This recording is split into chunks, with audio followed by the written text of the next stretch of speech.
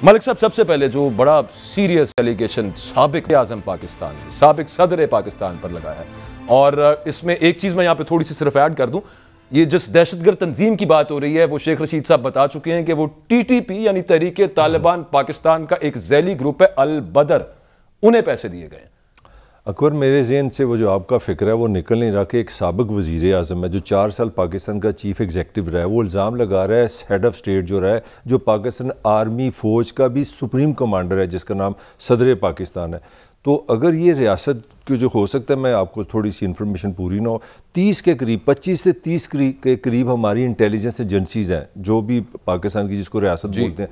अगर एक रियासत 30 के करीब इंटेलिजेंस एजेंसीज रखती हो और उसके पास पुलिस हो, फौज हो, अगर मैं यूनिफॉर्म गिनाऊँ तो सारा शो प्रोग्राम ही ख़त्म हो जाए, 12,000 अरब उसका खर्चा हो, और उसका साबिक वज़ीर आज़म के मुझे कत्ल करने का प्लान है और उस पर गोलियाँ भी चल जाए, और एक साबिक वज़ीर आज़म TTP ने कत्ल कर दिया हो। मैं समझता हूँ आपकी अगर बेनज़ीर की हिस्ट्री आपके सामने हो तो इससे बड़ा पाकिस्तान की रियासत और निज़ाम का मजाक, इससे बड़ा खौफनाक मैंने ज़िंदगी में कोई गुफ्तगू नहीं सुनी कि एक साबिक वज़ीर आज़म कह रहा है कि भी मुझे आधा कत्ल करने की ट्राई हो चुकी है और मुझे मुकम्मल जान से मार दिया जाएगा। और ये याद रहे कि ये चीफ एग्जीक्यूटिव पाकिस्तान रहा है, 4 सूबों में इसकी हुकूमत थी, 2 में से ये छोड़ गया, और ये इस पर कोई शक नहीं है इस वक्त पाकिस्तान का अगर टॉप पॉपुलर नहीं है, मोस्ट पॉपुलर पॉलिटिशियन है। तो फिर हम तो जंगल में भी नहीं रह रहे, हम तो मेरा लिए यहाँ ये गलत इल्ज़ाम लगाए, अगर इमरान ने गलत इल्ज़ाम लगाया इस पर उनकी सज़ा बनती है। और अगर जरदारी इमरान खान ने तो पहले भी ये बात कर दी थी उस वक्त, जिस वक्त उन्होंने कहा कि एक मजहबी इंतहा पसंद के जरिए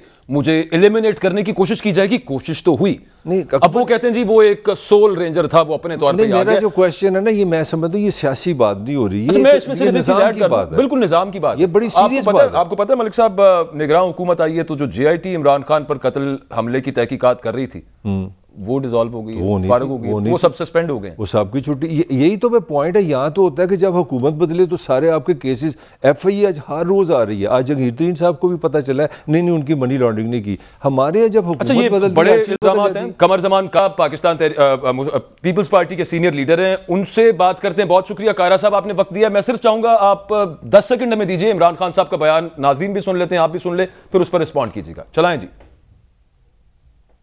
अब ये तीसरा प्लान C बना है, आसिफ जरदारी इसके पीछे है, करप्शन का पैसा इसके पास बेतहाशा है। ये पैसा इसने लगाया है एक दहशतगर्द तंजीम को, सहूलतकार इसमें ताकतवर एजेंसी के लोग हैं जो ये मिलके 3 तरफ ये फैसला हुआ है और इन्होंने अगली वारदात करनी है। मैं आज अपनी कौम को बता रहा हूं। जी कायरा साहब, आपने सुन लिया, प्लीज रिस्पॉन्ड कीजिएगा। देखिए, ये बहुत काबिल अफसोस और काबिल मुजम्मत बयान है या हरकत है। इमरान खान ने एक हथियार इस्तेमाल कर लिया है और अपने मुखालिफिन के ऊपर, इदारों के ऊपर इस तरह के हमले कि वो डिफेंसिव हो जाएं और ये सोचे बगैर कि इसके रिपरकशंस क्या हो सकते हैं, इसके नुकसानात क्या हो सकते हैं, इमरान खान किसी भी हद को क्रॉस करने में देर नहीं लगा रहे। ये बहुत अफसोसनाक, इंतहाई काबिल मजम्मत रवैया है। जरा गौर कीजिए, वो लोग जो इमरान खान के साथ नहीं थे, मुखालिफ थे, पहले उनको कभी डाकू कभी मुल्क दुश्मन कहा गया, जब वो साथ मिले तो ठीक हो गए। जो लोग साथ थे इख्तलाफ करके परे हट गए, फिर उनको गालियां देना शुरू कर दी। जब तक इदारे साथ चलते रहे उनकी बड़ी तारीफें थी, जब उन्होंने कहा कि हम न्यूट्रल हुए हैं उनको गालियां देनी, उनको गद्दार कहना शुरू कर दिया। इसी तरह अपने सियासी मुखालिफिन के लिए ये इमरान खान ने एक हथियार बना लिया है। और अब क्या कह रहे हैं, अब वो सिर्फ अपने सियासी मुखालिफ को अलग नहीं कर रहे, वो दो तरफ अपना खेल रहे हैं। वो कह रहे हैं कि आसिफ जरदारी साहब इसके पीछे हैं और उन्होंने पैसा लगाया है, और पाकिस्तान की जो इंटेलिजेंस एजेंसी है उसके अहम लोग उसके सहूलतकार हैं, उसको फैसिलिटेट कर रहे हैं। यानी इससे बड़ा इल्जाम वो क्या लगा सकते हैं।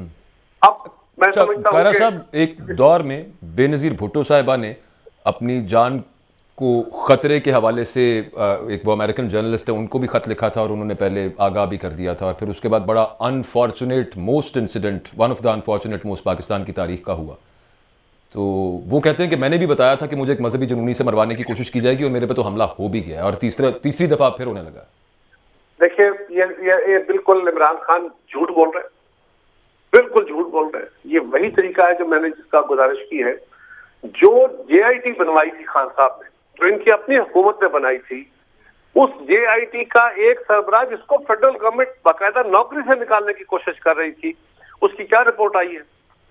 उसकी JIT के जो फाइंडिंग आई है उसमें क्या उसने कहा है कि इस बंदे के पीछे कोई और बंदा नहीं है, हमारी फाइंडिंग में ये अकेला था, इसके पीछे और कोई प्लान सारी कोशिश नहीं है। लेकिन इमरान खान इसको अपनी सियासत के लिए इस्तेमाल करना चाहते हैं। बीबी शहीद ने जब कहा था तो उनको बाकायदा दोस्त ममालिक ने उसके लिए खबर दी थी। बीबी शहीद जब पाकिस्तान में आई थी तो वो खबर दुरुस्त साबित हो गई। वो पेशावर में थी तो उन पे हमला होने की कोशिश की गई। पाकिस्तान की इंटेलिजेंस एजेंसीज और कई दोस्त ममालिक की इंटेलिजेंस एजेंसीज ने उनको इस पे बाकायदा वार्न किया था, ये बात दुरुस्त है।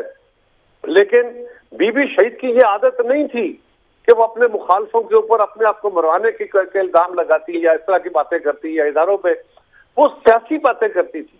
वो सियासत के अंदर मुदाखलत और आइन से इनहराफ के ऊपर जरूर गुफ्तगू करती थी। कातिल लीग तो आपकी जमात ने भी काफ लीग को कहा ना था, मुशर्रफ साहब के हवाले से भी आपकी जमात कहती रही बीबी के कत्ल को लेकर।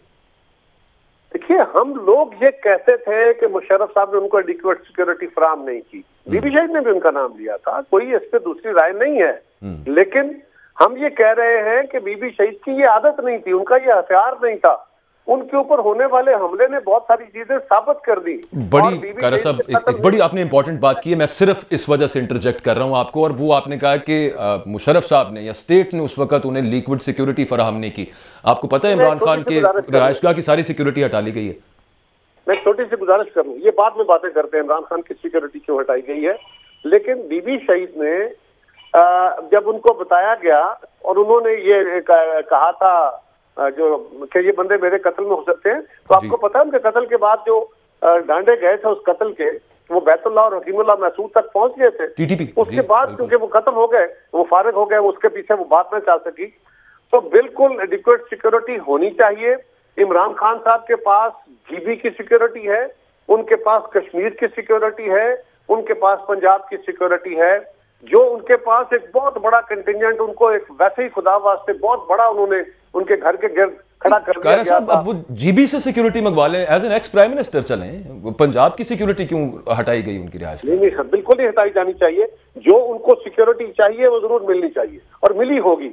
उनके साथ चौधरी परवेज इलाही साहब जो कह रहे थे, और आपको पता है उन्होंने कल भी ये बातें की है कि जो बहुत बड़ा सिक्योरिटी कंटिजेंट था, जितना वजीर आजम के साथ नहीं होता, जितना पाकिस्तान में किसी शख्स के साथ नहीं होता, एक पंप एंड शो के लिए उनके साथ एक बड़ा सिक्योरिटी हथियार था। वो तो घर में बैठे हैं, बाहर निकलते ही नहीं। बाहर खड़े हुए सैकड़ों सिपाहियों की क्या जरूरत है आपको? लेकिन मैं फिर कह रहा हूँ कि जो उनको जरूरी सिक्योरिटी है वो उनको फराहम होनी चाहिए। सही कायरा साहब, मैं इसी वाले से एक बात करना चाह रहा हूँ। जो CM पंजाब ने हैं उन पे भी खान साहब बड़ा क्रिटिसिज्म करते हैं, और उनका जरदारी साहब को खुद आप भी जानते हैं, उन्होंने कहा मेरे लिए वो बेटों की तरह, वो उन्होंने कह चुके हैं। तो अगर खान साहब लाहौर बेस्ड रहते हैं, खुदा ना करे कोई गड़बड़ हो जाती है, तो वो कहीं फिर रुख ये पीपल्स पार्टी की तरफ तो नहीं हो जाएगा ये सारा सिक्योरिटी का मामला? देखिए, गुजारिश ये है कि खान साहब की, मैं तो आज अपनी जमात से बात करूंगा जी, कि इसके ऊपर इमरान खान के खिलाफ वो बाकायदा हमें जाना चाहिए, मुकदमा दर्ज कराना चाहिए कि वो झूठे सिर्फ इल्जाम नहीं लगा रहे, बल्कि वो हमारी पार्टी को और हमारी लीडरशिप को रिस्क पर डाल रहे हैं। उनके कारकुन उनके खिलाफ कोई हरकत कर सकते हैं, और इस इल्जाम का अगर उनके पास कोई सबूत है तो वो लॉ एनफोर्समेंट एजेंसीज को दें, वो अदालत में पेश करें, नहीं तो वो कॉन्सिक्वेंसेस फेस करें। ये नहीं हो सकता कि जिसके मुंह में जो आए वो कहता जाए। और ये इल्जाम सिर्फ उन पर, जरदारी साहब पे नहीं है, ये पाकिस्तान की इंटेलिजेंस एजेंसीज पे भी है, उनको भी उन्होंने साथ अलर्ज किया है। इससे बड़ी क्या बात हो सकती है? बिल्कुल उनको he should face the law, कि अगर उनके पास सबूत है तो बिल्कुल दें। और जो whosoever is involved, किसी के खिलाफ भी सबूत है उसको करार रखें। मेरी जमात है, वो तो कह रहे हैं ना कि विसल ब्लोइंग हुई है, मुझे एजेंसीज के अंदर से लोग बताते हैं। वो आप जिक्र कर रहे थे, इस तरह नहीं हो सकता। ये विसल ब्लोइंग की बात नहीं हो रही, उन्होंने बाकायदा अलर्ज किया है, नाम लेके अलर्ज किया है और कहा है कि दहशतगर्द तंजीम को पैसे दिए हैं। ये विसल ब्लोइंग नहीं है, दिस बियॉन्ड दैट। बीबी शहीद की जो इन्वेस्टिगेशंस कारा साहब, क्योंकि कुछ पैरेलल्स हैं यहाँ पे, तो UN का जो मिशन आया था बैतुल्ला महसूद, हकीमुल्ला महसूद तक तो गया, लेकिन वो यूएन का मिशन कहता है, और मुझे कहते हुए यहाँ पे थोड़ा सा डर लग रहा है, उन्होंने बाकायदा उसके अंदर लिखा कि very powerful elements in the state of Pakistan, वो मना करते थे कि बस बंद करें इन्वेस्टिगेशन, निकले यहाँ से। हम डर के निकला है वहां से। देखिए, मैं तो नहीं इस बात को इंटरप्रेट कर सकता था वो क्या कह रहे थे, लेकिन सवाल ये है कि बीबी शहीद के कत्ल के ऊपर बातें करनी है तो करेंगे। ये जो इमरान खान ने इल्जाम लगाया, इसको फिलहाल हमारी डिबेट में ये है। हाँ बिल्कुल ठीक है, वो तो उस पर आप कोर्ट जाएंगे। इन्वेस्टिगेशन के ऊपर जो कुछ था उसको बिल्कुल बात करनी चाहिए, करें। और उसके ऊपर अलग से बात करें तो बिल्कुल ठीक है, लेकिन ये कंपैरिजन ड्रा नहीं किए जा सकते दोनों।